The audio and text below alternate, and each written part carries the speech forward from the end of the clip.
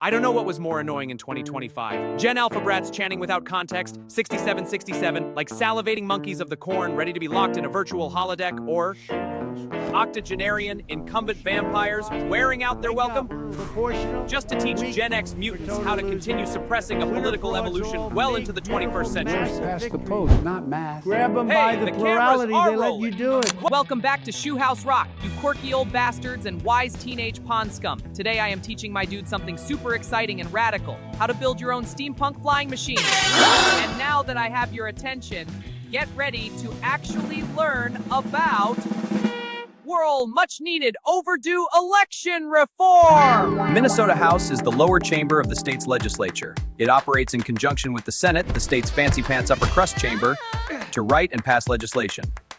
We're focusing today on the 134 seats in the Minnesota House of Representatives because the Senate is a whole other matrix nightmare that the Constitution is designed to be nearly impossible to wake up from. Currently, 67 of the 134 House seats are held by Republicans and the other 67 seats are held by Democrats. You can't get more divided and conquered than that. 6-7, 6-7. 6-7, 6-7, 6-7.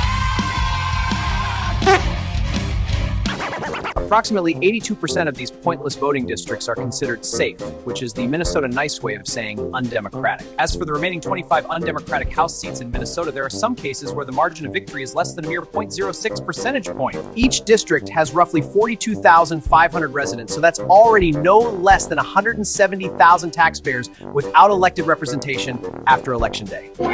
Why? That blatantly stupid bullshit they call with a straight face, winner takes all. So, in our fake democratic elections, when my guy receives 11 more votes than your guy's just another loser. You and 20,000 other tax-paying losers are now represented by the very butthead you voted against. Some people listening out there in zombie land think this is all just fine. They love an outdated voting system preferred by slave-owning aristocrats that rewards a small plurality of know-it-alls like a bunch of 21st century hippies. And political parties have proven time and time again that they will make any promise at the expense of the very suckers who were coerced into voting for them, mostly out of fear of the other guy. In winner-takes-all elections, we do what's right only if it wins votes. Take abolition, women's suffrage, rational decisions were last resorts. We supported them only when they secured our power. Because despite declarations of family values or inclusion, the default goal of any political faction stuck in a binary loop is to win just the most, not even necessarily a majority. Minnesota's House could have 20 multi-member districts, each with 6 seats plus 14 leveling seats. With a 4% threshold, we'd get 134 reps elected proportionally. That's fairer than 134 winner-take-all districts. A house for every vote. 20 districts, each with 6 seats, filled proportionally. Let's consider the benefits of multi-member districts. 20 districts, each with 6 seats, with a 4% threshold. That equals 134 representatives voted truly proportional. This system ensures every vote truly counts. No more wasted ballots in safe districts. With 6 seats per district in those leveling seats, representation matches the actual election results. Leveling seats, aka adjustment seats, are an election mechanism embraced by some of the happiest rated countries on Earth.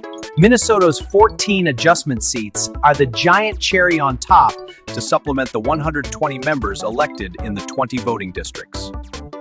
The purpose of these additional seats is to ensure that each party's total is roughly proportional to the votes at the state level. They exist to resolve situations in which a party receives significant support, but not enough in any single constituency to ordinarily win a seat.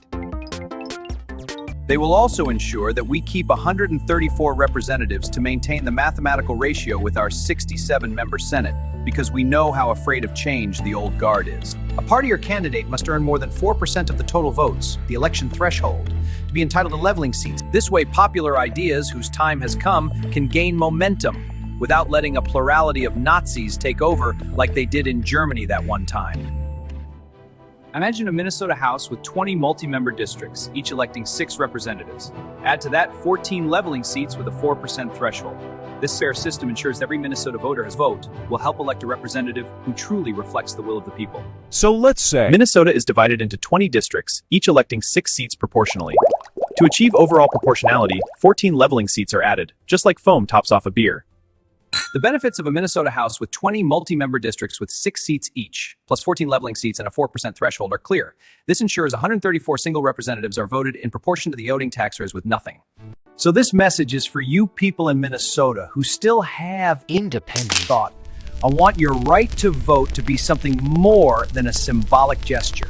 I'm talking about proportional representation, a term some of my friends think perhaps is not monosyllabic enough for most Americans to comprehend. Do humbly not to believe, like a two-headed Ouroboros insists upon us, that my team is always going to be righteous and my stubborn ideology is the only one capable of saving our doomed society. I find solace in knowing nobody knows, and it's okay to not know. I believe that everyone has a few good ideas, and the only way to implement any of the best ones successfully is through cooperation, not competition. Schuler out!